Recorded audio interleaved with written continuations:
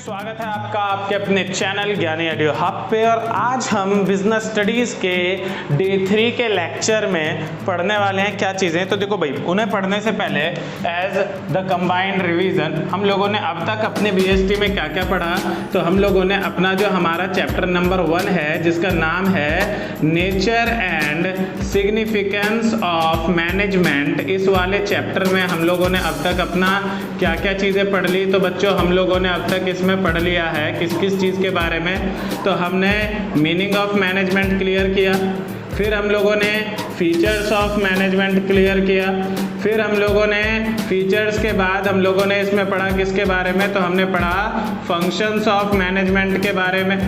Functions के बाद हमने पढ़ा मैनेजमेंट के ऑब्जेक्टिव्स के बारे में, और ऑब्जेक्टिव्स के बाद हमने पढ़ा था बच्चों किसके बारे में। तो we have also studied about the importance of management, कि भाई साहब मैनेजमेंट जो होता है, मैनेजमेंट करना इंपॉर्टेंट क्यों है, why management is necessary in each and every organisation. ये सभी चीजें हम लोगों ने क्लियर कर लिया था, जिसमें हमने बहुत सारी चीजें पढ़ी, हमने पढ़ लिया था, मतलब कंप्लीटली इन्हीं सभी पॉइंट्स के बारे में पढ़ा था। और इस वीडियो में हम स्टार्ट करने वाले किसके बारे में, तो लेवल्स ऑफ मैनेजमेंट, की जो भैया मैनेजमेंट है, मैनेजमेंट के कितने लेवल्स होते हैं, मैनेजमेंट के क्या क्या लेवल्स है। तो सबसे पहले तो हम ये डिसाइड कर, मतलब सबसे पहले तो हमें ये जानना है कि भाई साहब जो ये मैनेजमेंट के लेवल होते हैं, मैनेजमेंट के लेवल्स का मतलब क्या होता है। तो देखो लेवल कुछ नहीं होता, लेवल बस क्या करता है, इट डेमोक्रेट्स, ये हमारे सामने डेमोक्रेट करता है। डेमोक्रेट का मतलब कि हमारे दिमाग में एक तरीके की इमेज क्रिएट करता है अबाउट द जॉब पोजीशन। ये क्या करता है, तो इट डेमोक्रेट बिटवीन, ये हमारे सामने डेमोक्रेट करता है किस चीज को, तो डेमोक्रेट बिटवीन वेरियस पोजीशन, कि भैया जितनी भी अलग अलग तरीके की पोजीशंस है किसके अंदर, तो इन ऑर्गेनाइजेशन के अंदर जितनी भी पोजीशन है उन सभी पोजीशंस को डेमोक्रेट करता है हमारे सामने। किस बेसिस पे, on the basis of authority responsibility, ठीक है, अथॉरिटी एंड रिस्पॉन्सिबिलिटीज के बेसिस पे। मतलब कि हमें पता है ना, जैसे ऑर्गेनाइजेशन में बहुत सारे लोग होते हैं, सबकी अपनी अलग अलग रिस्पॉन्सिबिलिटीज होती है, और and as per the responsibility हम उन्हें अथॉरिटी भी देते हैं, है ना। तो अथॉरिटी और रिस्पॉन्सिबिलिटी के बेसिस पे जो हमने अलग अलग क्या कर रखे हैं, जॉब की पोजीशंस जो बना रखे हैं, अलग अलग वेरियस पोजीशंस जो हमने बना रखी है अपने ऑर्गेनाइजेशन में, उन्हीं चीजों को ये क्या करता है, डेमोक्रेट करता है। बात आती है बच्चों कि लेवल ऑफ मैनेजमेंट में हमारे कितने टाइप के लेवल है, मतलब लेवल्स कितने हैं इसमें। तो देखो लेवल्स हमारे ज्यादा नहीं है।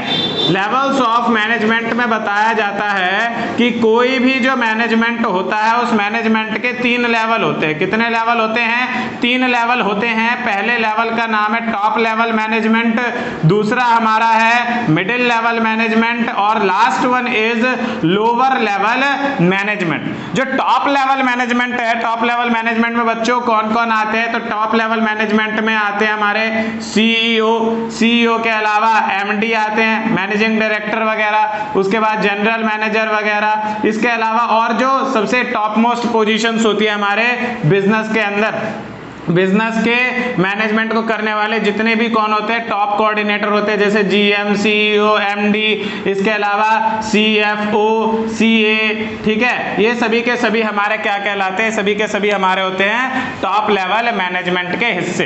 अब बात आती है कि ये सर टॉप लेवल मैनेजमेंट का काम क्या होता है। तो भैया देखो, मान लो मैंने अपना बिजनेस खोला, बिजनेस का मालिक कौन, मैं, तो मेरा काम क्या है बिजनेस में, मेरा काम क्या हो सकता है, तो मेरा काम होगा कि सर जितने भी वर्कर्स हमारे हैं उन सभी के लिए क्या करना है, उन सभी को काम से रिलेटेड जो भी रिसोर्सेज चाहिए हमें क्या करना है, रिसोर्स प्रोवाइड करना है उनको। रिसोर्स प्रोवाइड करने के अलावा दूसरा काम हमारा क्या होता है, तो दूसरा काम पॉलिसीज वगैरह की डिजाइन करो कि भैया कंपनी में किस तरीके की पॉलिसी को फॉलो करना है। इसके अलावा हमारा तीसरा काम क्या होता है, तो तीसरा काम होता है कि जो भी हमें काम करवाना है उस काम को हम क्या करते हैं, मिडिल लेवल को असाइन करते हैं, मतलब assigning task to middle level managers, middle level पे टास्क असाइन करो। इसके अलावा ठीक है, इसके अलावा हम क्या करते हैं, इसके अलावा चौथा काम होता है कि भैया हमारे बिजनेस के बाहर हो क्या रहा है, क्यों, क्योंकि as per the changing environment हमें अपने बिजनेस में भी तो चेंजेस लाने होते हैं ना, तो दैट्स व्हाई कहा गया है टॉप लेवल मैनेजर का काम क्या होता है, रिसोर्स प्रोवाइड करना, पॉलिसी डिजाइन करना, रूल्स रेगुलेशन बनाना, असाइन करना टास्क को, मतलब मिडिल लेवल को काम देना।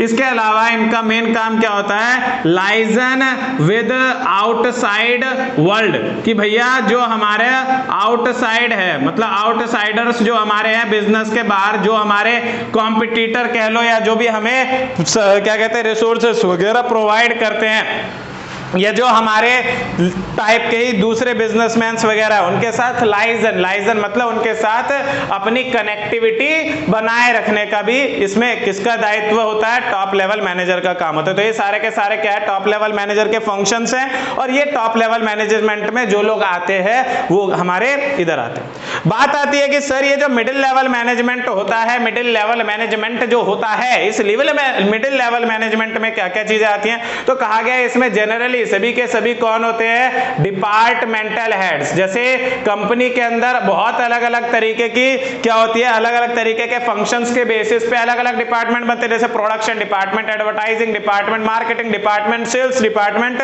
तो इन सभी डिपार्टमेंट्स के जो हेड होते हैं, जैसे sales manager, production manager, marketing manager, इस तरीके से जो हर एक डिपार्टमेंट का हेड होता है उसको हम क्या कहते हैं, वो हमारे मिडिल लेवल मैनेजमेंट में आते हैं। बात आती है कि सर ये मिडिल लेवल का काम क्या हुआ फिर, तो भैया देखो हर एक डिपार्टमेंट के मैनेजर का काम क्या है, तो भैया पहला तो उनका काम है कि वो अपने नीचे वाले को टास्क असाइन करेंगे, assigning task to lower level.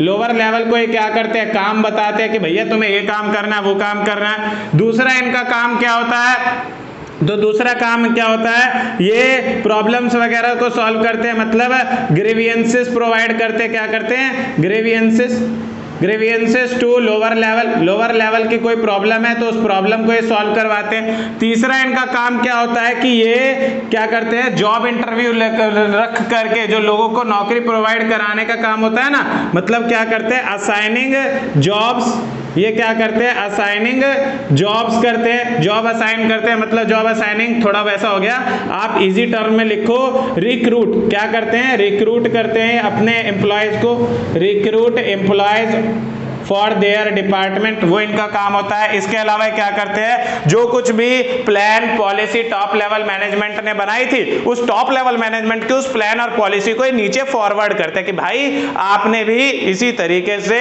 In plans in policy को अप्लाई करना है। किसको करते हैं फॉरवर्ड, अपने नीचे, मतलब लोअर लेवल को। बात आती है कि सर ये लोअर लेवल में कौन कौन आते हैं, तो भैया देखो लोअर लेवल में क्या आता है, तो लोअर लेवल में सुपरवाइजर, कौन कौन आ जाते हैं, सुपरवाइजर, मतलब जो वर्कर्स को डायरेक्ट क्या करेंगे, वर्कर को डायरेक्ट काम करने के दौरान ऑब्जर्व करते हैं, तो इसमें कौन कौन आते हैं, सुपरवाइजर हो गया, सुपरिंटेंडेंट, सॉरी सुपरिंटेंडेंट तो ऊपर में आता है, सुपरवाइजर हो गया, उसके बाद पियून्स हो गए, सॉरी पियून्स नहीं, क्लर्क हो गया, इंस्पेक्टर वगैरह हो गया। तो ये सब आते हैं किसमें, लोअर लेवल मैनेजमेंट में। और जो लोअर लेवल मैनेजमेंट वाले होते हैं इनका क्या होता है बच्चों, देखो पहली चीज इनका ये समझो कि इन लोगों का क्या होता है, तो इन लोगों का डायरेक्ट कांटेक्ट होता है किसके साथ, तो इनका डायरेक्ट कांटेक्ट होता है किसके साथ, वर्कर के साथ। तो इनका काम क्या होएगा, इनका काम सीधा है कि इनके साथ अच्छे रिलेशन बना के रखने हैं, इनको क्या करना है, जो कुछ भी सामान चाहिए वर्कर को काम करने के लिए,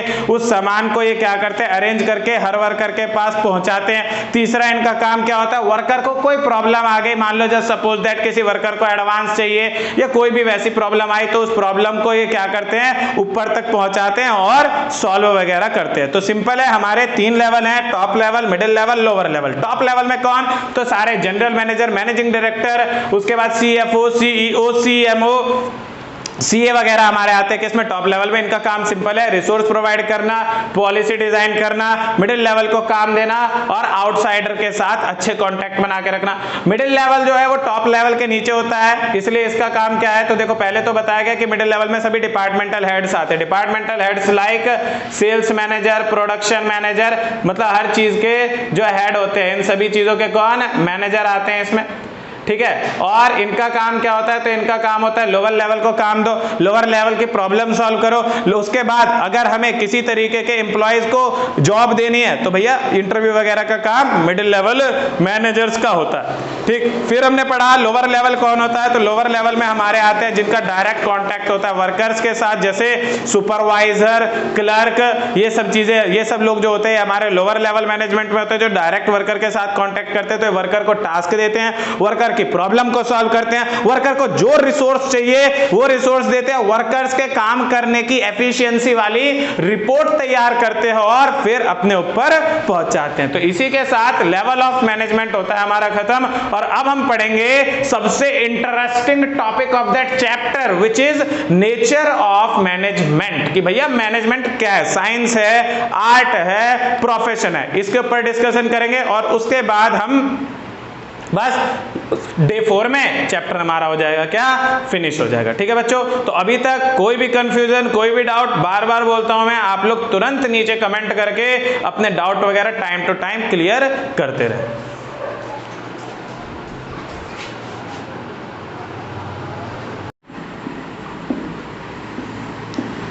हाँ जी बच्चों, तो देखो हमारा जो नेक्स्ट टॉपिक है, नेक्स्ट टॉपिक हमारा क्या है, नेचर ऑफ मैनेजमेंट, कि मैनेजमेंट का नेचर क्या है, मतलब मैनेजमेंट साइंस है, मैनेजमेंट प्रोफेशन है या मैनेजमेंट आर्ट है। तो ये जो नेचर है, इस नेचर को हम समझेंगे कैसे, जो सपोज दैट अभी जो तुम मेरे सामने बैठे हो, ठीक है, अब मान लो कि आप और मैं बिल्कुल डिट्टो सेम टू सेम एक ही प्राणी है, मतलब एक ही जैसे है। इस चीज की सिद्धि कैसे की जाएगी, मतलब इस चीज को हम प्रूफ कैसे करेंगे, तो भाई पहले हम आपके और मेरे जितने भी फीचर्स है, पहले तो दोनों के फीचर्स के बारे में जानेंगे, फिर देखेंगे कि अगर दोनों के फीचर सेम है तो हम कहते हैं कि भाई साहब ये डिट्टो सेम टू सेम ये शिवम सर की तरह लग रहा है कि नहीं। तो इसी तरीके से मैनेजमेंट को जब हम पढ़ना है, मैनेजमेंट साइंस है, आर्ट है या प्रोफेशन है, उसके बारे में हमने जो पढ़ना है, तो हम कैसे स्टार्ट करेंगे, तो उनके फीचर्स के साथ। तो देखो भाई सबसे पहले मैं स्टार्ट करवाता हूं आपका मैनेजमेंट हमारा एज साइंस, कि मैनेजमेंट हमारा साइंस है कि नहीं है।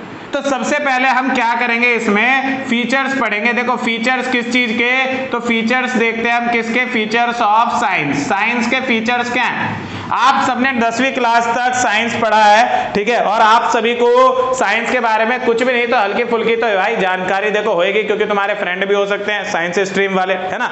तो देखो साइंस के फीचर्स के बारे में हम पढ़ते हैं। साइंस का जो सबसे पहला फीचर है, साइंस का पहला फीचर क्या है, साइंस का सबसे पहला फीचर है सिस्टमैटिक बॉडी ऑफ नॉलेज। क्या है, सिस्टमैटिक बॉडी ऑफ नॉलेज, मतलब साइंस में जितनी भी नॉलेज होती है, मतलब साइंस में आपने जो कुछ भी पढ़ा, जितना भी पढ़ा, वो बिल्कुल सिस्टमैटिक वे से आपको बताया जाता है। सिस्टमैटिक मतलब pattern bye pattern, step 1, step 2, step 3। जैसे हम लोगों ने साइंस जब पढ़नी स्टार्ट करी थी, तो कब से स्टार्ट होती है साइंस पढ़नी, 6th क्लास में पढ़ते हैं, फिर 7th क्लास में पढ़ते हैं, 6 के बाद 7, 7 के बाद 8, 8 के बाद 9, 9 के बाद 10, फिर 11, फिर 12, फिर ग्रेजुएशन, फिर मास्टर्स। स्टेप बाय स्टेप हम क्या करते हैं, साइंस की नॉलेज गेन करते हैं। तो कहा जाता है साइंस में जितनी भी नॉलेज है सिस्टमैटिक बॉडी ऑफ नॉलेज है कि नहीं, सिस्टमैटिक बॉडी ऑफ नॉलेज है। अब एक बात बताओ, क्या मैनेजमेंट में भी ऐसा कुछ है, तो यस सर मैनेजमेंट में भी तो है। कैसे, तो 11th में हम सिर्फ ये पढ़ते हैं कि बिजनेस होता क्या है, फिर 12th में हम पढ़ते हैं कि बिजनेस मैनेज कैसे करते हैं, फिर इसमें हम पढ़ते हैं सेकंड पार्ट में कि फाइनेंशियल मैनेजमेंट कैसे होता है, मतलब मैनेजमेंट को भी स्टेप बाय स्टेप बताया जाता है। पहले बिजनेस की जानकारी, फिर नॉर्मल मैनेजमेंट, फिर फाइनेंशियल मैनेजमेंट, फिर जब हम बीबीए का कोर्स करते हैं तो उसमें हमें मैनेजमेंट के बारे में बताया जाता है। उसके बाद उससे और ब्रॉड लेवल के बारे में अगर हमें पढ़ना है मैनेजमेंट में, तो हम मास्टर्स ऑफ मतलब एमबीए करते हैं, क्या, मास्टर ऑफ बिजनेस एडमिनिस्ट्रेटिव, है ना। तो क्या है कि सिस्टमैटिकली मैनेजमेंट में पढ़ाई होती है। जैसे साइंस में सिस्टमैटिकली पढ़ाई है, वैसे ही भाई साहब किसमें, मैनेजमेंट में भी सिस्टमैटिक पढ़ाई है। भैया देखो पहला गुण तो दोनों में क्या है, दोनों का जो पहला गुण है, पहला गुण तो भैया दोनों में बिल्कुल डिट्टो मैच हो रहा है।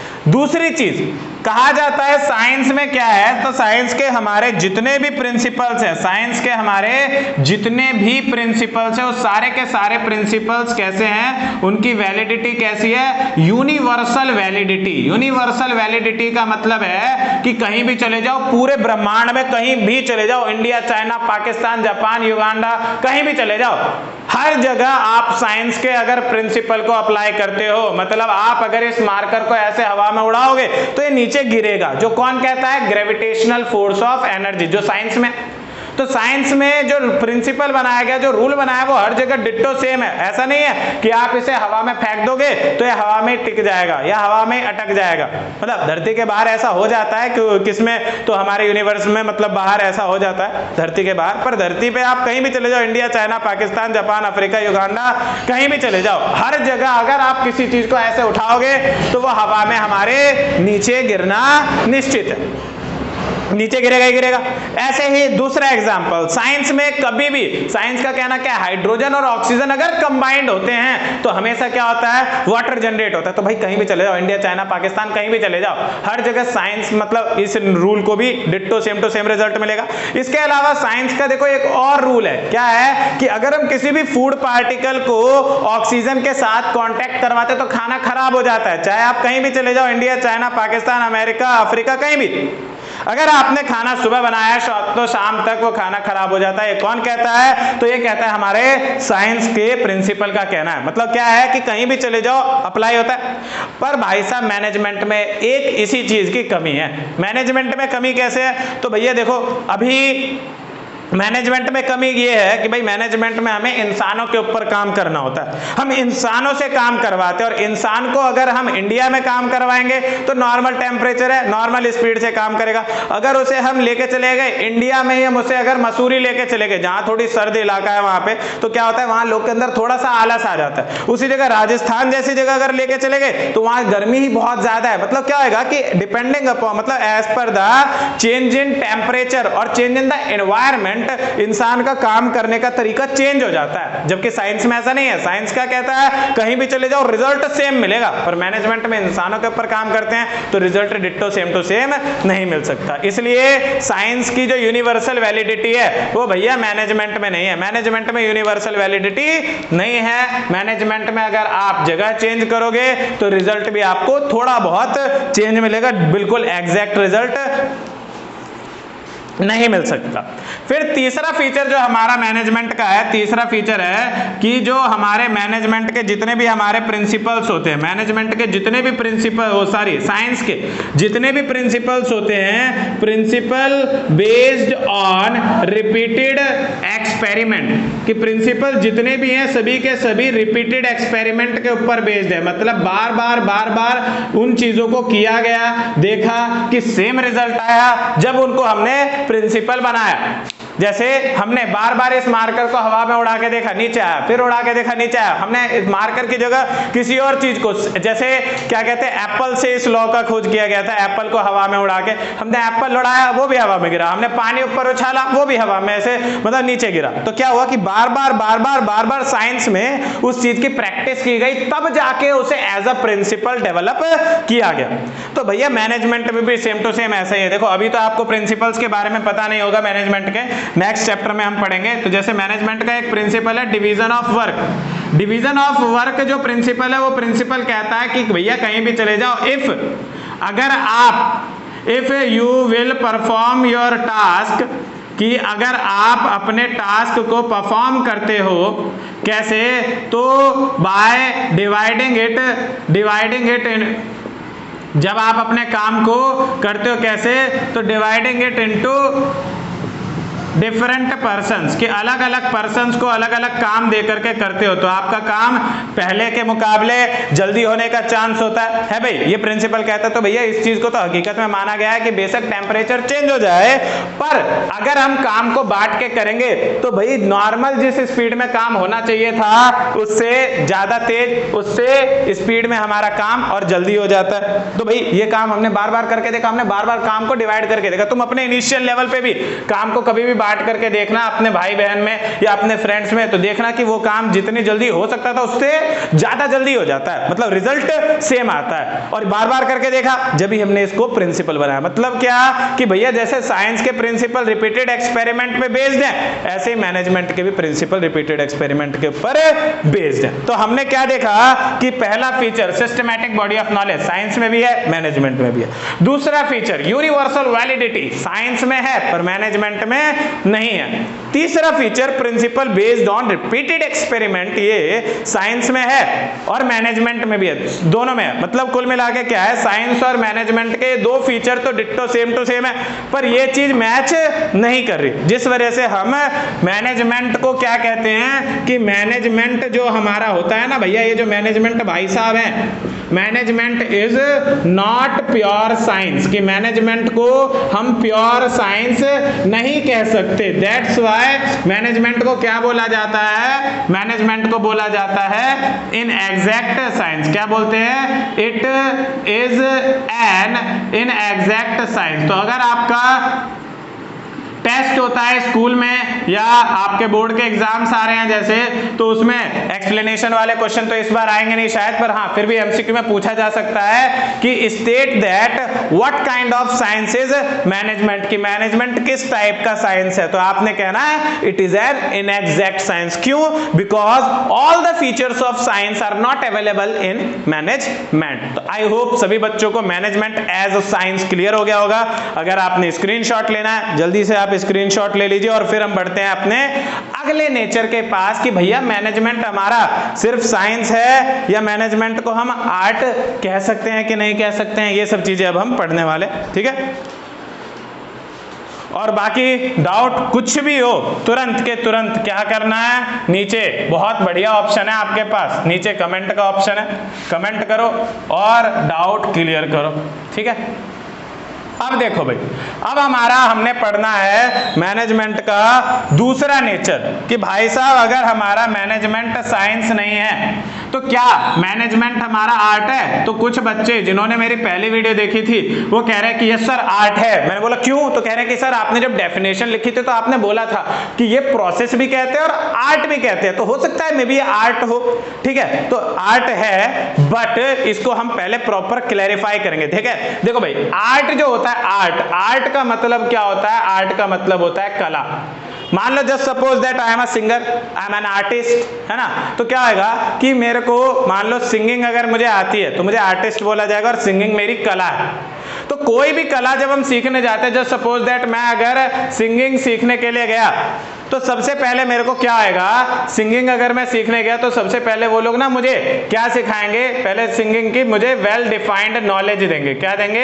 Well defined knowledge. जैसे वो मुझे बताएंगे कि सिंगिंग में सिर्फ मुंह खोल के गाना नहीं होता, इसमें में सुर, राग, ताल, सब चीजों की जानकारी होनी चाहिए और इन्हीं चीजों के बारे में सबसे पहले तो हमें पढ़ाया जाता है। मतलब हमें प्रॉपर वेल डिफाइंड नॉलेज मिलती है किसकी, सिंगिंग की। तो क्या मैनेजमेंट में ऐसा है? तो हाँ, अभी हम लोगों ने डिस्कस किया नहीं था कि भाई मैनेजमेंट में भी तो स्टेप बाय स्टेप मतलब भाई वेल डिफाइंड नॉलेज है, प्रॉपर जानकारी हमें देते हैं। तो भाई साहब जो मैनेजमेंट है और आर्ट जो है उसका पहला फीचर तो कामयाब है, मतलब दोनों बिल्कुल डिट्टो सेम टू सेम।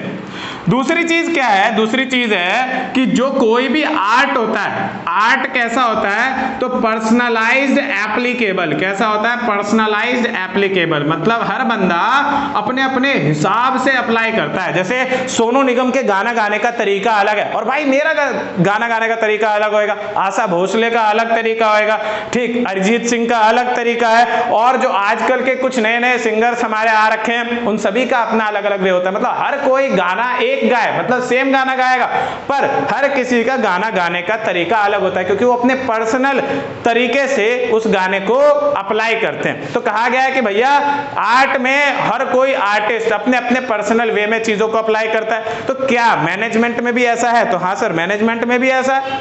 कैसे? तो देखो अभी मैं मैनेज कर रहा हूं यहाँ पे अपने चैनल को, या मान लो मैं बच्चों को पढ़ाते टाइम मैं बच्चों को मैनेज करता हूं, तो मेरा तरीका अलग है। मेरी जगह कोई दूसरे सर होते हैं, वो अलग तरीके से अप्लाई करते हैं अपनी थ्योरीज को, वो अलग तरीके से मैनेज करते हैं। जो मैम होती हैं वो अलग तरीके से मैनेज करते हैं, जो स्कूल के प्रिंसिपल होते हैं वो अलग तरीके से मैनेज करते हैं। मतलब हर किसी के मैनेज करने का जो तरीका है वो कैसा है? अलग अलग, मतलब अपने तरीके से अप्लाई करते हैं कि नहीं। मतलब क्या है कि आर्ट में भी पर्सनलाइज एप्लीकेबल है, और भाई साहब मैनेजमेंट जो है उसमें भी हर कोई मैनेजर, हर मैनेजर अपने अपने अलग तरीके से अप्लाई करता है, तो that's why it is also personalise applicable. क्या? तो मैनेजमेंट। अब देखो तीसरा फीचर क्या है आर्ट का, कि कोई भी आर्ट है, अगर आप आर्ट को क्या करेंगे, आर्ट को बार बार प्रैक्टिस करेंगे तो आपकी क्रिएटिविटी बढ़ेगी। क्रिएटिविटी इंप्रूव्स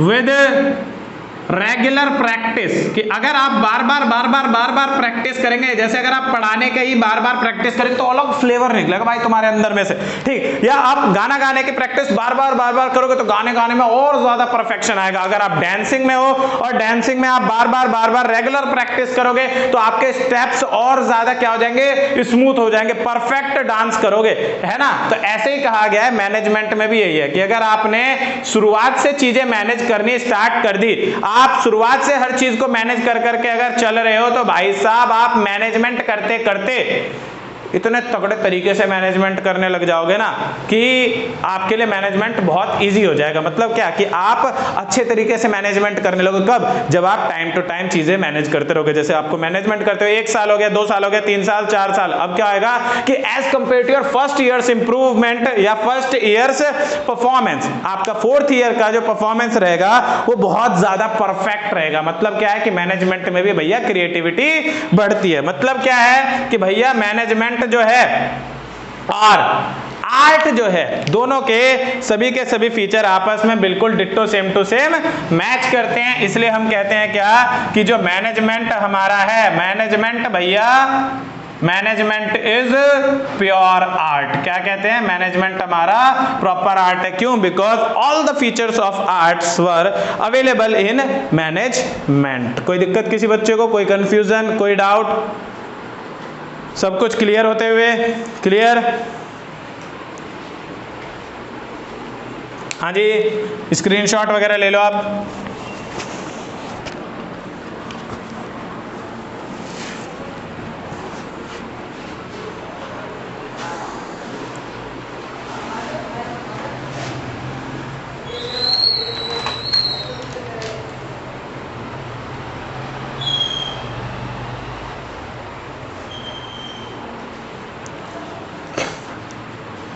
चलो भाई आगे बढ़ते हैं अब हम अपने लास्ट नेचर के ऊपर, और उसी के साथ हमारी आज की वीडियो हो जाएगी खत्म। फिर हम कल करेंगे फिर से एक नया टॉपिक, और अब हमारा सिर्फ और सिर्फ एक टॉपिक रह गया पूरे चैप्टर में, जो है कोऑर्डिनेशन, जो मैंने आपको स्टार्टिंग में स्किप करवाया था।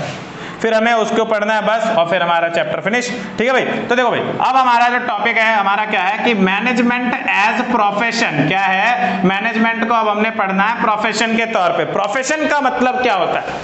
जैसे टीचिंग एक प्रोफेशन है, डॉक्टर मतलब प्रोफेशनल्स में आते हैं, डॉक्टर हो गए, टीचर हो गए, या क्या कहते हैं लॉयर्स वगैरह हो गए, ये सभी क्या कहलाते हैं? सभी प्रोफेशनल्स कहलाते हैं। तो प्रोफेशन में कोई भी बंदा जब आता है तो उसकी पहली खासियत क्या है भाई साहब? पहली खासियत मतलब जैसे हम टीचिंग के प्रोफेशन में है तो हम टीचर कब बन पाएंगे? जब हमें अपने सब्जेक्ट से रिलेटेड पूरी की पूरी कैसी इंफॉर्मेशन होगी हमारे पास, किस तरीके की स्पेशलाइज्ड नॉलेज होगी, मतलब कंप्लीटली ए से लेके जेड तक सब आता है, जब तो टीचर बन पाएंगे। अदरवाइज आप डाउट्स पूछेंगे और हम बता नहीं पाएंगे, है कि नहीं? तो इसलिए कहा गया है कि जैसे टीचर बनना है तो भाई प्रॉपर सब्जेक्ट की नॉलेज होनी चाहिए, डॉक्टर बनना है तो जिस चीज के आप डॉक्टर बन रहे हो उस चीज से रिलेटेड आपको पूरी की पूरी स्पेशलाइज्ड नॉलेज आपके पास होनी चाहिए। तो प्रोफेशन की पहली खासियत क्या है? Specialised knowledge. क्या है? Specialised knowledge. कि भाई साहब आप जिस भी चीज के प्रोफेशन, जिस भी चीज के प्रोफेशन में जा रहे हो, आपको उस चीज की पूरी स्पेशलाइज्ड नॉलेज आपके पास होनी चाहिए। मतलब ए से लेके जेड तक आपने आना चाहिए। तो क्या मैनेजमेंट में ऐसा है? तो यस सर, मैनेजमेंट में भी ऐसा ही है। 11th 12th सब कुछ हमने प्रॉपर तरीके से पढ़ा, जब तो जाकर के हम एमबीए करने के बाद प्रॉपर मैनेजर बने। मतलब स्पेशलाइज्ड नॉलेज मैनेजमेंट में और प्रोफेशन दोनों में होती है। अब देखो भैया, अब आगे दिक्कत क्या आती है? दिक्कत यह आती है कि कोई भी जो प्रोफेशन होता है, हर एक प्रोफेशन में क्या प्रॉब्लम होती है? तो रेस्ट्रिक्शन इन एंट्री। कि एंट्री में क्या होता है, रेस्ट्रिक्शन रहता है। रेस्ट्रिक्शन का मतलब रुकावटें रहती हैं। मतलब अगर आपने डॉक्टर बनना है, अगर आपने डॉक्टर बनना है तो you must have to pass the exam. Entrance exam होता है, फिर प्रीलिम्स एग्जाम्स होते हैं, इस तरीके से आपके एग्जाम्स होते हैं। जब जाकर के आप सभी एग्जाम पास कर लेते हो तब आपको लाइसेंस मिलता है और उसके बाद आप डॉक्टर बन पाते हो। सेम टू सेम लॉयर में भी ऐसा ही है कि पहले आपने बार काउंसिल ऑफ इंडिया के द्वारा डेवलप किए गए एग्जाम को पास करना होता है, then you will become a lawyer. ऐसे चार्टर्ड अकाउंटेंसी में भी है, मतलब चार्टर्ड अकाउंटेंट अगर आपने बनना है तो उसमें भी आपने आईसीएआई का एग्जाम पास करना होता है, उसके बाद जाकर के आप सीए बन पाते हो। मतलब कोई भी जो प्रोफेशन होता है उसमें रेस्ट्रिक्शन एंट्री में। पर क्या मैनेजमेंट में ऐसा है? तो भैया मैनेजमेंट में ऐसा है तो सर कि बोला तो जाता है कि कई सारी जगह आज की डेट में ऐसी हो गई जहां एमबीए करे हुए लोगों को ही मैनेजर बनाया जाता है। पर फिर भी क्या है कि कहीं कहीं पे ऐसा भी देखा है हमने कि मैनेजर की पोस्ट पे रेफरेंस के द्वारा ऐसे लोग भी मैनेज करते हैं जिन्होंने एमबीए नहीं कर रखी हो। मतलब क्या है कि मैनेजमेंट में रेस्ट्रिक्शन है तो सही पर कंप्लीटली नहीं है, आने वाले टाइम में हो जाएगा। मतलब ये अभी कंप्लीटली अवेलेबल नहीं है मैनेजमेंट में, it will be in future. ये है क्या कि भैया आने वाले टाइम में ऐसा हो जाएगा कि मैनेजमेंट के काम को कौन करेगा, वही बंदा करेगा जिसने एमबीए की डिग्री जिसके पास हो वही मैनेजमेंट करेगा। पर अभी के टाइम पे ऐसा नहीं। मतलब रेस्ट्रिक्शन इन एंट्री क्या है, अभी नहीं है, फ्यूचर में आने वाला है। इसके अलावा तीसरा सीन क्या होता है कि कोई भी जो प्रोफेशन होता है, हर एक प्रोफेशन में लोग क्या लेते हैं, फीस लेते हैं एज रेम्यूनरेशन। क्या करते हैं, फीस लेते हैं रेम्यूनरेशन के तौर पे। मतलब जैसे कोई टीचिंग कर रहा है तो टीचिंग की फीस लेता है, कोई वकील है तो अपनी फीस लेता है, कोई सीए है तो वो अपनी फीस लेता है, कोई डॉक्टर है तो वो अपनी फीस लेता है। मतलब कि कहा गया पैसों के तौर पे लोग क्या लेते हैं, फीस लेते हैं। क्या मैनेजमेंट में ऐसा है? तो सर मैनेजमेंट में कुछ जगह है, जैसे कुछ जगह एमबीए वाले अगर मैनेजमेंट कर रहे हैं तो वहां पे जाहिर सी बात है उनको as a fees, in form of fees उनको पेमेंट मिलती होगी। पर ज्यादातर जगह ऐसी हैं जहां पे मैनेजर ऐसे ही बना दिया जा रहा है कि मतलब किसी ने ग्रेजुएशन कर ली और वो चीजें मैनेज करने लग गया, मैनेजर कहलाने लग गया। तो वहां पे जो हम उसको पेमेंट देते हैं वो एज अ सैलरी देते हैं। मतलब फीस जो है वो भी कब, अभी नहीं है but it will be in future, वो भी हमारे फ्यूचर में इसके अंदर प्रेजेंट रहेगा।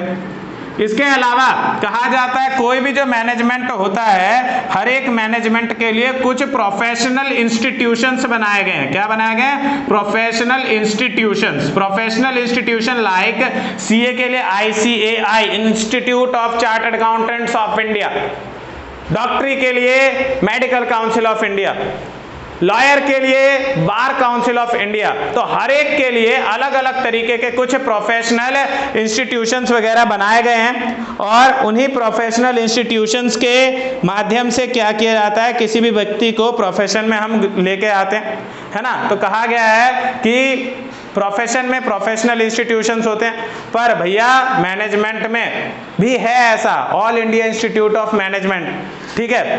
पर उस में से मैंने एमबीए करने वाले कुछ ही बच्चे होते हैं, ठीक है। सभी के सभी मैनेजमेंट करके मतलब एमबीए करके वहां से नहीं आते वो, इस वजह से कहा गया ये भी फीचर अभी नहीं है पर it will be in future. मतलब हमने देखो क्या देखा, हमने देखा कि भैया जो प्रोफेशन के फीचर्स हैं वो है तो सही मैनेजमेंट में, पर वो अभी कंप्लीटली नहीं है। मतलब कंप्लीट तरीके से नहीं बोला जाता कि मैनेजमेंट और प्रोफेशन के सारे फीचर्स आपस में मैच करते हैं। पर हाँ ये है कि आने वाले टाइम में ऐसा हो जाएगा कि management will also like profession, ये भी प्रोफेशन के तरीके से मतलब प्रोफेशन की तरह कहलाएगा।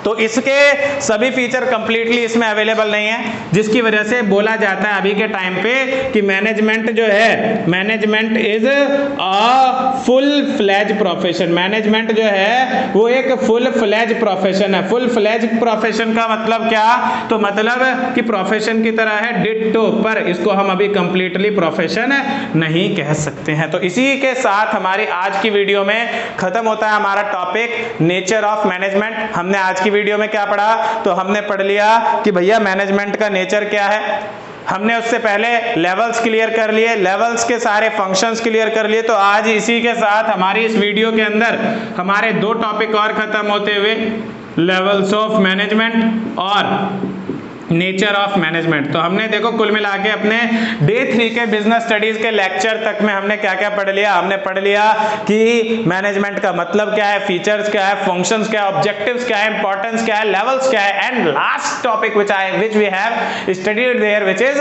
Nature of management, under which we have studied about that कि मैनेजमेंट आर्ट है, साइंस है या प्रोफेशन। तो आई होप सभी बच्चों के सारे टॉपिक क्लियर होंगे। बाकी जिसको भी कोई भी दिक्कत हो तुरंत वो नीचे कमेंट में अपने डाउट्स वगैरह पूछे आपके लिए। बाकी जैसा कि मैं अपनी हर एक वीडियो में बताता रहता हूँ कि हम अभी कंटिन्यूसली डे 1 डे 2 डे 3 ऐसे करके वीडियोस डालते रहेंगे जब तक आपका कम से कम सिलेबस खत्म ना हो जाए, और हम जल्दी से जल्दी मतलब विद इन 40 डेज हम आपके कोर्स को खत्म कर देंगे यहाँ पे। ठीक, तो अगर आपने कम टाइम में और डिटेल्ड कंसेप्ट को इजी वे में समझना है और अगर आपको वीडियो अच्छी लगी हो तो आप चैनल को सब्सक्राइब कर दें। बाकी टेलीग्राम के चैनल का हमने लिंक डाल ही दिया है जहां नोट्स, असाइनमेंट, टेस्ट वगैरह सब कुछ आपको टाइम टू टाइम अवेलेबल होंगे। जल्दी से जाओ वहां के ग्रुप को ज्वाइन करो और फोड़ दो। ठीक है।